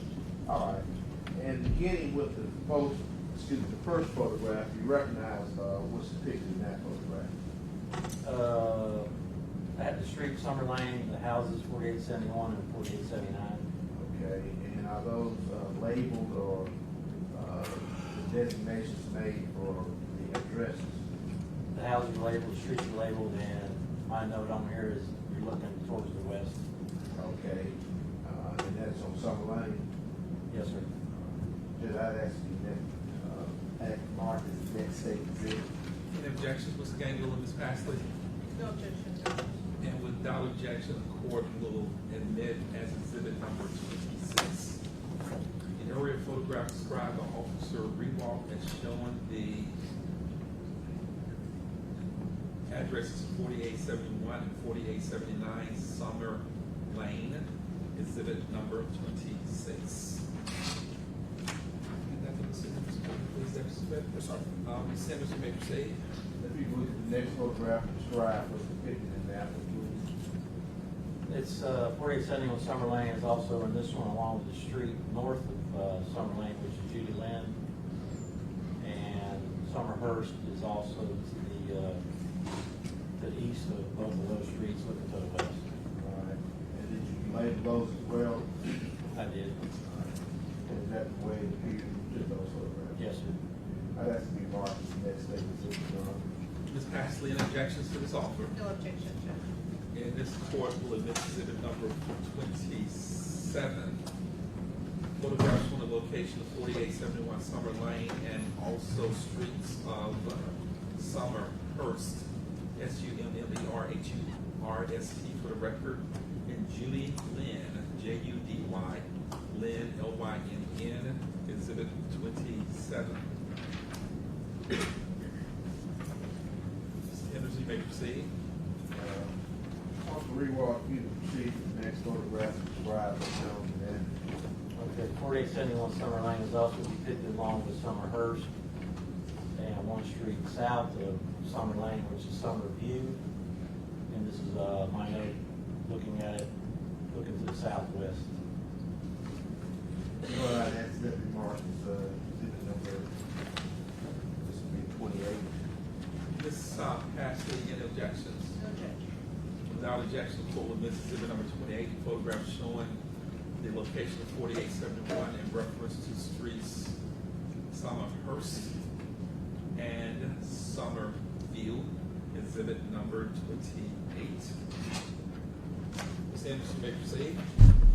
Going to the next photograph, Officer Rewalt, describe what's shown in that photograph as well. 4871 Summer Lane is also depicted along with Summerhurst and Summerview, which is the one street south of Summer Lane, and also Clearbrook Street is also included. All right. Just a small portion of it. Just we We have that marked as exhibit number 29. Any objection, Ms. Passley? No objection. Without objection, exhibit number 29 is an aerial photograph showing the locations of 4871 Summer Lane in reference to Summerhurst, Summerview, and Clear Brook. Exhibit number 29. Okay, proceed, Ms. Anderson. All right, Officer Rock, describe the next photograph. It's a house at 3035 Clear Brook, looking to the west. And is that a photograph that you, an aerial photograph that you took? Yes, it is. That has to be marked as exhibit number 30, Your Honor. Any objections, Ms. Passley? No objection. Without objection, the court will admit exhibit number 30, an aerial photograph showing the location of 3035 Clear Brook, CLEARBROOK for the record, exhibit number 30. Should have one of the photograph whenever aerial Yes, officer sir. Rewalt. And the rest shown there, it's good, sir. Apartment complex, I'm not positive, I think it's the Ventry Apartments, listing various addresses on East Briar Park. And again, is that a photograph that you took, Officer Rock? Yes, it is. That has to be marked exhibit number 31. Any objections, Ms. Passley? No objection. Without objection, the state will admit, the court will admit exhibit number 31, some photographs showing an apartment complex near an intersection of Winchester, what's the other street, Officer Rewalt? This street? Briar Park, East Briar Park. East Briar Park near Winchester, exhibit number 31. And Mr. Henderson, you may publish those for the jury, please, sir. Thank you, Your Honor. Yes, sir. Beginning with what's been marked as exhibit number 26. If you could take that laser pointer.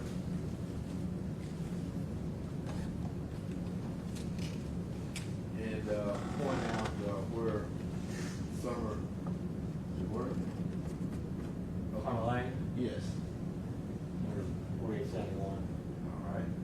And what is, can you tell what the street is that's just the lower part of that running down? I think it's Summerhurst, Light, I think it's probably.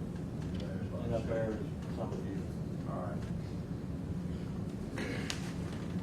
I'm now going to place on the overhead exhibit number 27. Officer Rewalt, if you could describe what's depicted on exhibit number 27, please. 4871 Summer Lane is here, and then I included one street north of Summer Lane, which is Judy Lynn, and Summerhurst here. All right, thank you. And going to exhibit number 28, describe that as well.